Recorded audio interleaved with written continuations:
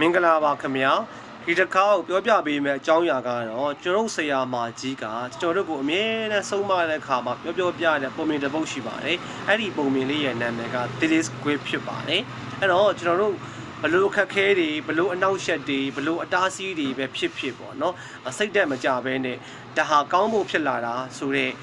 အတွေးမျိုးတွေရသွားစေခြင်းနဲ့ရည်ရွယ်ချက်ကြောင့်ပါအဲ့တော့ကျွန်တော်တို့တစ်ခါသားကပေါ့နော်ဒီ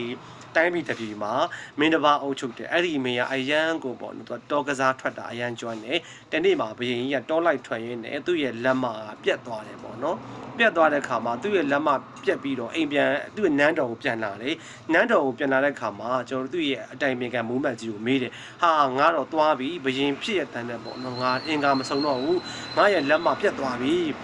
ဘာဆက်လုပ်ရမလဲပေါ့ဘယင်ကြီးကအမတ်ကြီးကိုပြောတဲ့အခါမှာအမတ်ကြီးကနေမိကမှာဟာအရှင်ဖေရThis is good ပါဗျာဒါကောင်းဖို့ဖြစ်လာတာပါဗျာပေါ့အဲ့အချိန်မှာဘယင်ရမ်းစိတ်ဆိုးတယ်ဘာလဲပေါ့ငါလိုလက်မပြက်ပြီးဘယင်တပါးဟုတ်မင်းကဘာလို့ကောင်းဖို့ဖြစ်လာတာလဲဆိုပြီးတော့အဲ့တော်ကိုဒေါသဖြစ်ပြီးတဲ့ခါမှာဒီ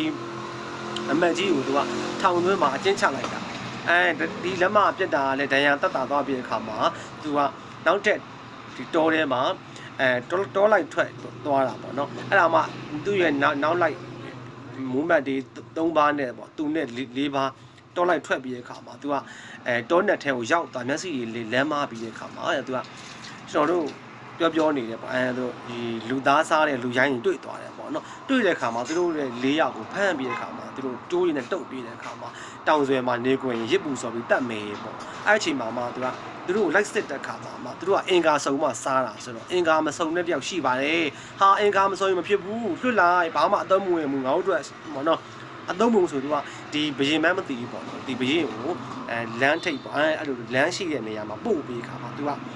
ပို့လိုက်တဲ့ခါမှာဘယင်ကြီးကတိုင်းပြည်ကိုရောက်လာတယ်ပေါ့နော်သူစဉ်းစားတယ်ပေါ့ငါဒီလက်မာတာငါအင်္ဂါလာလက်ဆယ်ချောင်းတာစုံခဲ့မယ်ဆိုလို့ရှိရင်တော့ငါအစားခံရမှာပဲဒီလက်မာတစ်ချောင်းငါမရှိတာအတွက်နဲ့ငါအသက်ဘေးကလွတ်မြောက်လာတယ်ဟာဒါငါအတွက်ကောင်းလိုက်တာငါအတွက်ဒါအစိုးရအကောင်းပဲဆိုပြီးတော့သူစဉ်းစားပြတဲ့အခါမှာအမတ်ကြီးပြောတာဟာမှန်မလားအရာတိုင်းကကောင်းဖို့ဖြစ်လာတာပါလားဆိုပြီးတဲ့အခါမှာအမတ်ကြီးကိုသူနောင်တရပြီးတဲ့အခါမှာအမတ်ကြီးကိုသူပြန်ခေါ်ပြီးတော့ဟလာဆုတော်လက်တော်လေးပေးပြီးတဲ့အခါမှာယာရုတစ်ဆင့်တိုးမြင့်ပေးလိုက်ပါတယ်တဲ့ဒါကြောင့်မို့ကျွန်တော်တို့တွေကဘလို့အခက်ခဲတွေဘလို့အတားဆီးတွေဘလို့အနှောက်အယှက်တွေပဲဖြစ်လာဒါတွေကနောက်ထပ်တစ်ပံစူးစမ်းဖို့ကောင်းဖို့ဖြစ်လာတာပါဒါကြောင့်မို့ကျွန်တော်တို့တွေက This is good ပါဘလို့အခက်ခဲတွေဖြစ်တဲ့များအခက်ခဲတွေက This is good ပါကောင်းဖို့ဖြစ်လာတာပါခင်ဗျာအားလုံးကိုကျေးဇူးအများကြီးတင်ပါတယ်